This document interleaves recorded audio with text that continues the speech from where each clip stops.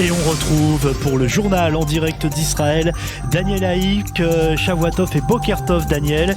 Et on commence ce premier journal d'information avec vous par ces problèmes de circulation sur le périphérique Ayalon de Tel Aviv après l'apparition hier soir d'un cratère. Et oui, Bokertov, Christophe, il faut s'attendre à d'importants embouteillages aujourd'hui à Tel Aviv avec l'apparition hier soir d'un cratère sur l'une des bretelles de l'autoroute périphérique d'Ayalon près de l'échangeur Shalom vers le sud de Ayalon. Fort heureusement, l'effondrement n'a pas fait de blessés. Hier soir, la ministre des Transports, Merav Michaeli, avait appelé les Israéliens à ne pas se rendre en voiture aujourd'hui à Tel Aviv. Et dans le salle, on a même donné des directives afin de permettre aux soldats rentrant dans leur base dans la métropole quelques retards. Mais durant la nuit, les experts des services des ponts et chaussées israéliens ont établi qu'il n'y avait pas de nouveaux dangers. Par conséquent, toutes les voies du périphérique Ayalon sont ouvertes dans les deux sens. La seule exception, c'est donc la bretelle d'Shalom qui permet de sortir d'Ayalon vers le sud, qui est fermée puisque c'est là que la chaussée s'était affaissée. On s'attend donc à des embouteillages, mais moins terribles que ceux que l'on envisageait hier soir. Les experts des ponts et chaussées israéliens estiment que le cratère pourrait s'être formé à cause des travaux de construction d'un quatrième gratte-ciel près du centre à Azrieli, à proximité de l'état-major israélien. On a pu voir les images de ce cratère, c'est quand même assez impressionnant. La situation sécuritaire reste tendue, Daniel, en Judée et Samarie. Oui, les forces de sécurité israéliennes ont poursuivi durant le Shabbat leurs opérations à l'intérieur des grandes villes palestiniennes afin de tenter de déjouer des attentats terroristes. Plusieurs terroristes recherchés ont été interpellés. Les soldats de Tsahal sont toujours à la recherche des terroristes qui ont ouvert le feu jeudi sur l'un des bâtiments de la Yeshiva dans le sud de Hebron. Cependant, à la suite d'évaluations sécuritaires, le ministre de la Défense, Benny Gantz, a autorisé la réouverture de deux postes de passage à l'entrée du nord de la Samarie, Jalamé et Salem. Ces deux postes avaient été fermés à la suite de l'accrochage qui a coûté la vie au commandant Bar Falah Zichrono Livracha la semaine dernière. Cependant, le ministre de la Défense continue d'interdire l'entrée en Israël des habitants du village palestinien d'où étaient originaires les deux terroristes qui ont tué le commandant Falah.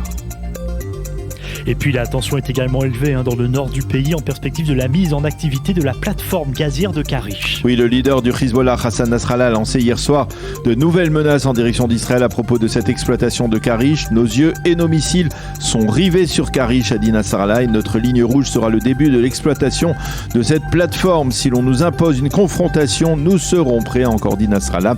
Il faut rappeler que la plateforme de Karish ne se situe même pas dans la zone maritime de litige entre Israël et le Liban, mais même les autorités libanaises ne la revendiquent pas.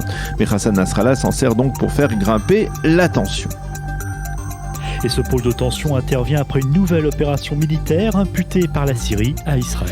Oui, il s'agit de plusieurs tirs de missiles effectués apparemment dans la nuit de vendredi à samedi dans la région de Damas, près de Saïdat Zaïnev, où se trouveraient selon certaines sources des hangars de missiles et de drones iraniens contrôlés par les milices pro-iraniennes. Selon ces sources, 7 soldats ou miliciens auraient été tués au cours de cette opération. Et en marge de cette multiple tension sécuritaire, le chef d'état-major de Tsahal entame une visite de 5 jours en Pologne et en France. Oui, le général Aviv Kochavi arrivera aujourd'hui à Varsovie. Il sera accueilli par son homologue polonais, le général Raymond Andrzejczak, qui était d'ailleurs en Israël la semaine dernière lors de la conférence internationale qui réunissait 25 chefs d'état-major de différents pays. Au cours de cette visite, le général Aviv Kochavi effectuera un pèlerinage au camp d'extermination d'Auschwitz-Birkenau et il visitera également le musée juif de Varsovie. Lors de son passage en France dans le courant de la semaine, le chef d'état-major israélien s'entretiendra avec son homologue français, le général Thierry Burkhard, ainsi qu'avec l'attaché militaire du président français Emmanuel Macron. Et puis un mot de diplomatie, une rencontre attendue entre le président turc Recep Tayyip Erdogan et le Premier ministre israélien Yair Lapid. Oui, cette rencontre aura lieu cette semaine en marge des travaux de l'Assemblée générale des Nations Unies à New York, vers laquelle Yair Lapid s'envolera demain soir. Il s'agira là de la première rencontre entre un Premier ministre israélien et le président turc depuis 2008. De même, le Premier ministre israélien s'entretiendra toujours à New York avec son homologue grec Kyriakos Mitsotakis et il tentera justement de le rassurer face au rapprochement intervenu ces derniers mois entre Israël et la Turquie. Et puis nous terminerons ce premier journal en rappelant que c'est le président Yitzhak Herzog qui sera le seul représentant officiel de l'État d'Israël aux funérailles nationales de la reine Elisabeth II demain à Londres.